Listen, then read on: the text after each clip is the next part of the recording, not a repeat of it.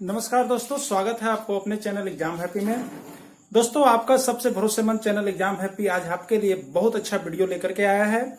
आज इस वीडियो में फ्रेंड्स मैं आप लोगों के लिए यहां पर झारखंड शिक्षक पात्रता परीक्षा L1 जो 2012 में हुआ था उसके प्रश्न पत्र को लेकर के मैं आपके बीच उपस्थित हूं। देख रहे हैं आप, ये प्रश्न पत्र है आपका, जिसमें आपको मैं इसके गणित के प्रश्न को यहां पर आपके साथ प्रश्नोत्तरी यहां पे मैं करवाऊंगा।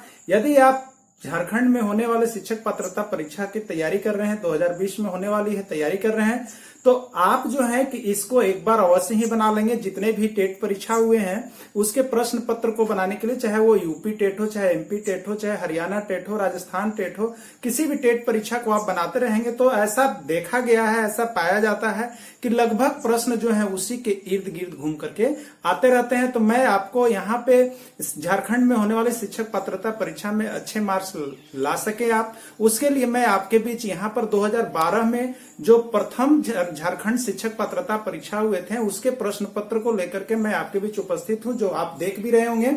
तो इस प्रश्न पत्र को मैं आपके गणित का प्रश्न यहाँ पे आपके साथ हल करूंगा।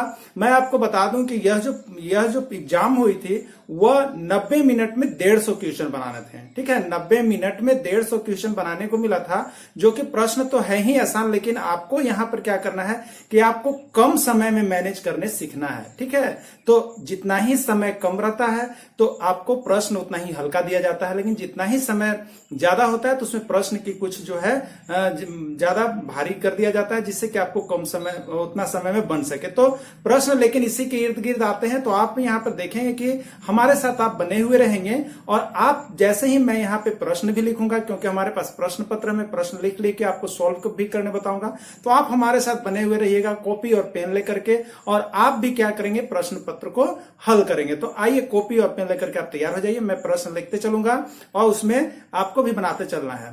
फ्रेंड्स, इसमें अलग अलग टॉपिक से आते हैं, जिसमें एक होता है चाइल्ड डेवलपमेंट एंड पेडागोगी, जिसको सीपीडी के नाम से जानते हैं हम लोग, वो आते हैं 30 प्रश्न आते हैं। उसके बाद आपको मैथ्स जो गणित हो गए उससे भी 30 प्रश्न आते हैं, जो ईवीएस हो गए उससे भी 30 प्रश्न है, और लैंग्वेज जो हो गए उससे 30 प्रश्न है। इस तरह से मिला करके आपके कॉलम जो है आपके 150 प्रश्न होते हैं। तो आप यहाँ पे आज कौन से सेक्शन को कंप्लीट करेंगे, यहाँ पे मैं आपको जो L1 जो 1 to 5 का है उसका मैथ्स का क्वेश्चन मैं आपको यहाँ पे सोल्व करवाऊंगा। तो आप यहाँ पे देख लेंगे जो मैथ्स का प्रॉब्लम है वो इस तरह से है, देखेंगे आप। इसे मैं आपको लेके चलता हूँ मैथ की ओर। तो ये जो चालू होता है आपका 61 से चालू होता है। ठीक है, कितने से चालू है, 61 से चालू है। इसके पहले और भी आपके प्रश्न किए गए हैं। तो आप देखेंगे 61 से जो हमको प्रश्न पत्र मिला है, जिसको मैंने खुद ही एग्जाम दिया, उसमें अच्छे मार्क्स पाए थे। तो आप भी देखिए कि कितने मार्क्स ला सकते हैं, आप भी बनाएंगे। मैं आपको प्रश्न पत्र के साथ ले चल रहा हूं, तो आप वीडियो के अंत तक बने हुए रहिएगा। तो आइए, इसमें पहला प्रश्न जो है, आप तैयार हो जाइए बनाने के लिए। पहला प्रश्न जो है आपका, वो मैं लिख देता हूं कि क्या है पहला प्रश्न। देखिए, पहला प्रश्न आपको जो है वो है, पहला प्रश्न है आपका, देखिएगा ये 61 नंबर प्रश्न है, क्वेश्चन नंबर 61 इसको माना गया है L1 में। देखेंगे आप, मैथमेटिक्स लिखे हुए हैं, L1 में आया है 144, 180 और 192 का HCF ज्ञात करें। HCF ज्ञात करें, ये प्रश्न आया है। या नहीं तो यहां पे फिर आप अगर अंग्रेजी के स्टूडेंट हैं तो आपको हो जाएगा find the HCF of 144, 180 and 192। इससे कोई प्रॉब्लम नहीं है फ्रेंड्स। यहाँ हिंदी और इंग्लिश गणित में जो है मैथ्स में उसका कोई प्रॉब्लम नहीं होता, क्योंकि हमको सॉल्व करना है, इसमें कुछ दिखाना नहीं है। इसलिए आप हिंदी से परीक्षा देना चाहते हो, इंग्लिश से कोई अंतर नहीं पड़ता है, लेकिन हमें जानना चाहिए। कभी HCF है, कभी कुछ पता ना चले, मौसा आप जानते हो तो जानना है कि HCF को ही यहाँ पर मौसा कहा जाता है। तो आइए देखिए, इसको सोल्व करते हैं। आप भी लिख लीजिए इसको, देखिए कैसे सोल्व करेंगे। हम सबसे पहले जान जाए कि HCF आप कैसे निकालते हैं, HCF को कहते क्या है, सारी बातों को मैं आपके बीच प्रस्तुत करूंगा। देखिए, समय तो कुछ ज्यादा जरूर लगेंगे, क्योंकि आपके बीच में ज्यादा जुड़ाव करके अच्छे से बनाना चाहता हूं, इसलिए आप यहाँ पर देखेंगे। सबसे पहले आप यह बात जान जाइए कि यदि यह प्रश्न आया है तो आप अगर कोई भी एग्जाम देने अगर जेटेट की जाते हैं या सीटेट की या स्टेट की, तो आपको यहाँ पे देखिए HCF पढ़ के जाना है। ठीक है, क्या करना है, HCF पढ़ के जाना है। HCF मीन्स होता है हाईएस्ट कॉमन फैक्टर। ठीक है, HCF मीन्स होता है हाईएस्ट कॉमन फैक्टर, जिसको हम लोग कहते हैं महत्तम समापवर्तक। ठीक है, कहा जाता है। देखिए, इसको निकालने का डिफरेंस मेथड्स है फ्रेंड्स, लेकिन जब इस तरह से बड़े बड़े प्रश्न आते हैं तो मैं आपको बता दूं कि इसको सबसे अच्छा जो बनाने का तरीका होता है वह तरीका आपका है इसको भाग विधि से। कौन सी विधि से, भाग विधि से आप इसका HCF निकालेंगे, वो आपके लिए बहुत ही सुटेबल होगा और बहुत ही कम समय में बनेगा। ठीक है, और इस तरह से खंड विधि में आपके बहुत लंबे हो जाएंगे, उससे आप नहीं बनाएंगे भाग विधि से। तो देखिए इसको कैसे मैं बनाऊंगा। ठीक है, भाग विधि से हम बनाते हैं। सबसे पहले देखिए इसमें 3 डिजिट है। कितने डिजिट है, 3 डिजिट का निकालना है, 144, 180 और 192। तो हम क्या करेंगे, सबसे पहले 2 डिजिट में निकालेंगे। किसके अनुसार निकालेंगे, तो देखिए आप किसी के अनुसार भी निकाल सकते हो, उससे दिक्कत नहीं है, लेकिन आपको अच्छा किस में होगा, तो सबसे पहले जो बड़ा है और उससे जो छोटा है वो दोनों से निकाल लेंगे आप। उसके बाद उसमें से जो आपका यहाँ पर HCF होगा उससे उसको और ये छोटे वाले को बाद में निकालते हैं। तो आइए कैसे करेंगे, तो सबसे पहले कर लेंगे 192 में 180 से आप भाग रहे हैं, क्योंकि मैं आपको यहाँ भाग विधि से बता रहा हूं। कितने बार जाएगा आप देख रहे हैं, 1 बार जाएगा, बचा कितना 12। तो आप यहाँ पे देखते हैं जो 12 बच रहे हैं, जो 12 बच रहे हैं, वो शेष जो होते हैं, तो नेक्स्ट स्टेप में क्या बन जाते हैं, तो ये जो है आपका बन जाता है भाजक, और 180 जो होता है वो फिर कहां उतर जाता है, ये बीच में उतरता है। ठीक है, इस तरह से भाग देते हैं हम लोग, भाग देने आप जान जाएंगे, इस तरह से उतरेगा, यानी जो यहां पर भाजक है वो अगला बार भाज्य बन जाएगा। कब तक ऐसा होगा, जब तक शेषफल 0 नहीं आता। तो 12 से आप काटिए, अभी इसमें 12 एकम 12, ये हो गया, 6 बचे, 1 0 60, अभी फिर जाएगा 12 पचे 60। अब आप देखेंगे यहां शेषफल आपके कितने हो गए, 0। तो जहां पर शेषफल 0 आता है उस कंडीशन में जो भाजक होते हैं, जो यहाँ पे भाजक होते हैं, ठीक है, डिवाइजर जो होते हैं, वो आपके क्या हो जाते हैं, यहाँ पर HCF हो गया, यानी 180 और 192 का HCF कितना निकला, तो 180 और 192 का HCF आपका निकल गया है यहाँ पे 12। ठीक है, ये HCF होगा कि इसी 0 आता है, तो 0 जिस पोजीशन में आया तो उसका जो यहाँ पे भाजक होता है वही जो होता है आपका क्या होता है, HCF हो जाता है। HCF 12 हो गया, तो 2 डिजिट का तो निकल गया, लेकिन 1 डिजिट आपके पास और बचे हुए हैं, उसका भी निकालना है। तो उसके लिए क्या करेंगे, तो जो मेरा HCF आया O, जो मेरा HCF आया O, और इसके साथ इसको लगाएंगे। ठीक है, तो यहां पे देखिए आपके पास है बचा हुआ है 144, इसमें लगा देंगे किससे, जो आया उससे। ठीक है, 12 से, तो 12 एकम 12, यहां पे देखिएगा 2 24, 12 दूनी 24, 0 0, यहां पे शेषफल 0 हो गए।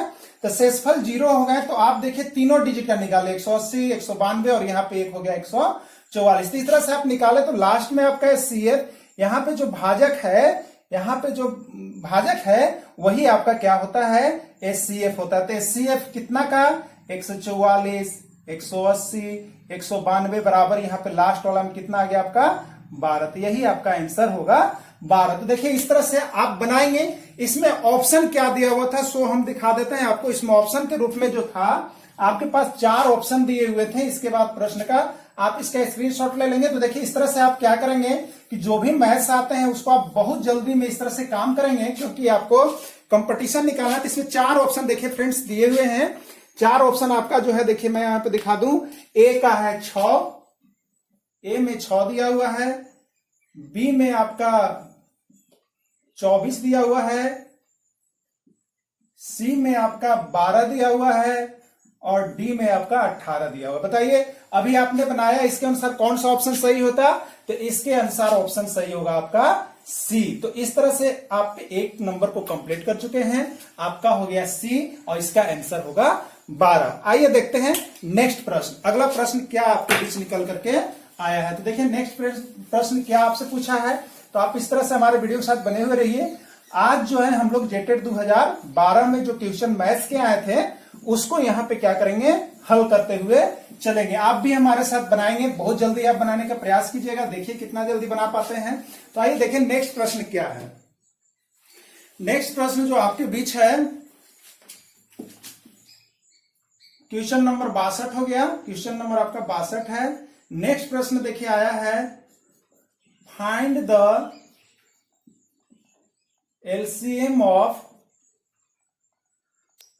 40, 36 एंड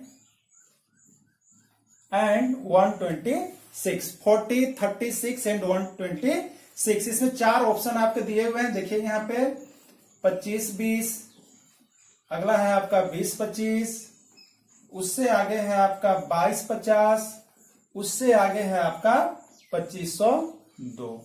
तो इस तरह के प्रश्न आपके आए हुए हैं जेटेड 2012 में। तो आप देखिए इसको आप सोल्व किस तरह से करेंगे, सोल्व आपको करने की बात है। तो सोल्व यदि आप कर रहे हैं तो कीजिए और बताइए कि कितना आंसर आ गया, आप कितना जल्दी सोल्व कर सक रहे हैं। देखिए हमको बताइए, कमेंट बॉक्स में कमेंट करके भी आप बता सकते हैं कि कितना जल्दी आपने बनाया। तो देखिए इसमें क्या है, आप देखेंगे हम लोग को एलसीएम निकालना है, ठीक है। तो एलसीएम मीन्स हम आपको थोड़ा बता दें, क्योंकि कुछ लोअर कैंडिडेट भी होते हैं जो आपको शामिल होते हैं। तो एलसीएम मीन्स हो गया lowest common multiple, lowest common multiple, ठीक है। इसको कहते हैं लघुत्तम समापवर्ती के नाम से हम लोग जानते थे। देखिए इसमें कैसे निकालते हैं, जो सबसे आसान विधि होता है वो गुणनखंड विधि होता है। तो आइए देखिए इसमें कैसे करेंगे। 40, 36 और 126 का निकालना है। आप इस तरह से हल कर लेंगे, 40, 36 और 126, ठीक है। सबसे पहले हम 2 से देख रहे हैं कि जाएगा कि नहीं। तो 2 से जा रहा है, 2 से ये 40 गया 20 बार में, 2 से 36 गया 18 बार में, और ये आप देखेंगे तो 2 छक 12, 2 तिया 6, इस तरह से कर दिए। जब तक 2 अंक जो है किसी से कट रहा है तो हम काटते रहेंगे, ठीक है। तो 20 और 18 हम देख रहे हैं कि 2 से जाएगा तो पहले 2 से ही देंगे, 2 दही हम 20, 2 9 18, 63 नहीं कटेगा तो छोड़ देंगे, ठीक है। अब 2 से देख रहे हैं कि सिर्फ 10 कटेगा, ना तो 9 कटेगा, ना तो 63 कटेगा। तो अब कितने से जाएंगे, 3 से हम देखेंगे, ठीक है। 2 नहीं लेंगे क्योंकि सिर्फ एक अंक कटता है तो हम नहीं काटते हैं। तो 3 से लेंगे तो 10 जहां कटता है वैसे ही रह जाएगा। 3 तिया 9 और 3 दूनी 6, 3 एकम 3 21 तिया 63, ठीक है। फिर हम देखते हैं कि इसमें 2 गो अंक जो है 3 और 21 वह 3 से कट रहा है। फिर 3 से आप काट लेंगे, 10 हो गए, 3 एकम 3 हो गए और 3 सते 21 हो गए। अब देख रहे हैं कि कोई भी ऐसा अंक नहीं है 2 गो अंक जो किसी से कटेगा। 1 से आपको नहीं काटने हैं, जब भी चालू करें 2 से तो नहीं कटेगा, ठीक है। इसलिए आपको एलसीएम क्या हो गया, तो एलसीएम बराबर हो गया 2 गुने 2 गुने 3 गुने 3 गुने 10 गुने 1 गुने 7। इस तरह से आप लिख देंगे। गुना कीजिएगा, 2 दूनी के 4, 4 तिया 12, 12 तिया 36, 36 दहम 360, 360 को 1 से गुना कीजिएगा 360, और 360 को 7 से गुना कीजिएगा और रिजल्ट आपका यहां होगा। तो गुना कर देंगे आप 360 गुने 7, 7 से 0 में कीजिएगा, 0 आ गया, 7 42 हो गया। उसके बाद आपका हो गया 17 21 और 4 25, 2520। तो अब आप देखेंगे कि कौन सा ऑप्शन इसमें आपका 2520 है। तो आप यहां देख रहे हैं पहला ऑप्शन जो है आपका 2520 है और यही आपका आंसर हो गया। आप इसको टिकिंग कर देंगे, ठीक है। और इसी का हिंदी में लिखा हुआ था कि 40, 36 और 126 का एलसीएम ज्ञात करें। देखिए फ्रेंड्स, कहीं कहीं आपको जो है हिंदी वर्ड्स छोड़ दिए जाते हैं। जैसे अभी ये एलसीएम अगर जो नहीं जानेंगे, जो जान रहे होंगे सिर्फ लॉसा निकालने, तो उनके भी समस्या हो जाएगी। इसलिए थोड़ा थोड़ा अंग्रेजी भी जानना है कि लॉसा को क्या बोलते हैं, एलसीएम बोलते हैं। तो आपको ये सब काम करने हैं, तो आप इसको बना लेंगे। अगर आप चाहते हैं फ्रेंड्स, इसका स्क्रीनशॉट आप ले लें अपने साथ है, स्क्रीनशॉट लेकर के रख ले और उसके बाद बना लेंगे। आगे चलते हैं नेक्स्ट प्रश्न, जो हमारा प्रश्न नंबर 3 होगा। तो ये प्रश्न नंबर 3 क्या कह रहे हैं सो हम देखते हैं। यहाँ पे देखिए प्रश्न नंबर 3 आपके बीच क्या नहीं कुछ कह के आ रहा है। जो आपका प्रश्न नंबर यहाँ पे कितना हो जाएगा, 63 हो जाएगा। कितना हो जाएगा, 63 के रूप में होगा। देखिए हम आपके बीच प्रश्न लेकर के उपस्थित हैं। आज साथ में हम लोग यहाँ पे बनाएंगे और अच्छी तरह से प्रश्न को डील करने सीखेंगे। आपको तो फ्रेंड्स लग रहा है कि बहुत इजी प्रश्न होते हैं, सही बात है, लेकिन बहुत ही इस इजी में भी फेल कर जाते हैं। कारण क्या है, क्योंकि आपकी जो एग्जाम होती है तो आप क्या करते हैं कि आप इतने हाईएस्ट चीज को पढ़ना चाहते हैं कि लोएस्ट चीज को भूल जाते हैं, ठीक है। तो आप बेसिक कंसेप्ट को अवश्य ही क्लियर करते चलेंगे। ऐसे मैं आपको अलग से सीएफ का, एलसीएम का कुछ वीडियो बना दूंगा, लेकिन आज मैं प्रश्न पत्र पर हूं, इसलिए मैं सीधे प्रश्न पत्र की बात कर रहा हूं।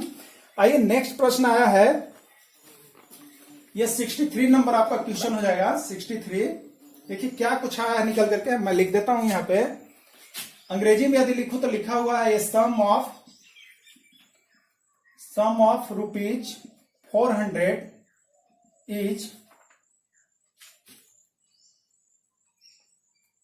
is left for 1 year. The rate of 5% per annum.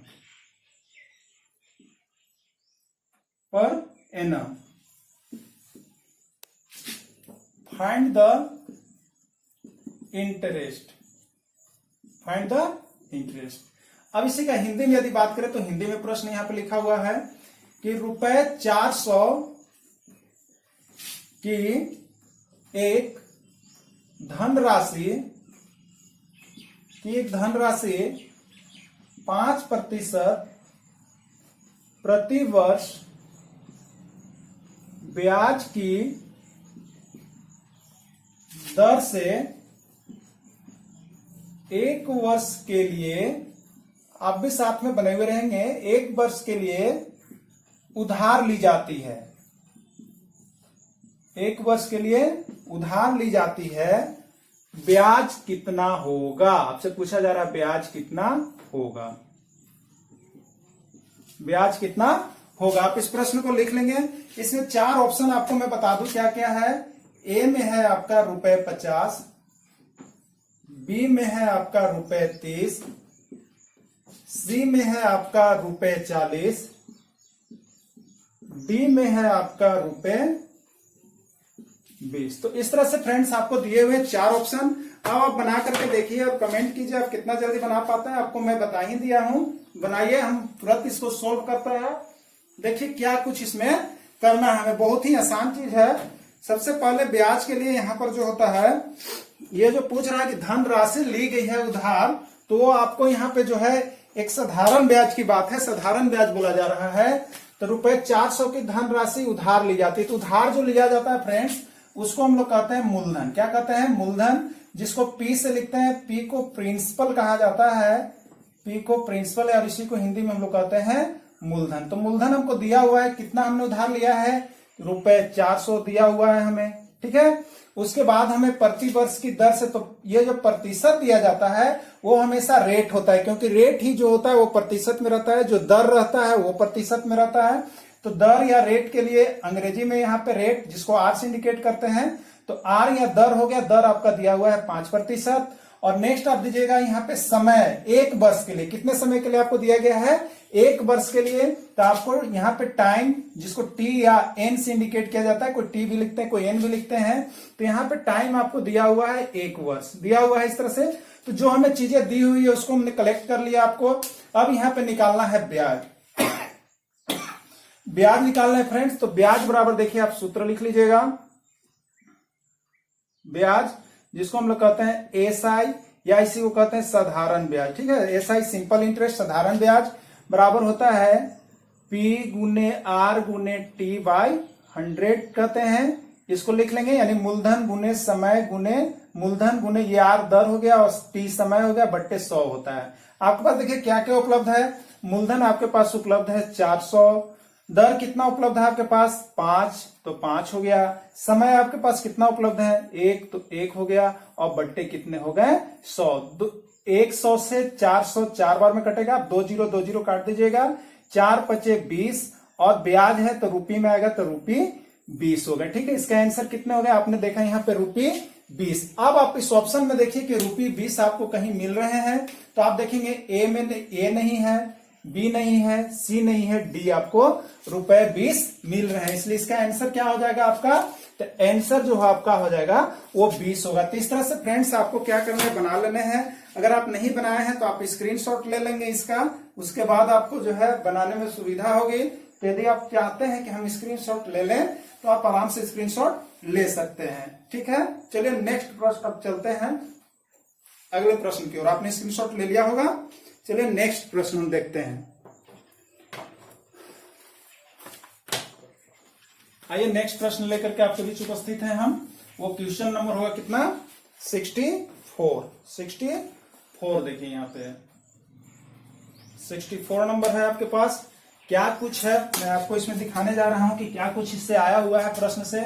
देखिए यहाँ पे दोनों ही लैंग्वेज में मैं आपको बता दे रहा हूं, क्योंकि कभी कभी प्रश्न जो है हिंदी में नहीं पता चल पाते हैं, तो आपको इंग्लिश भी जानने की आवश्यकता है।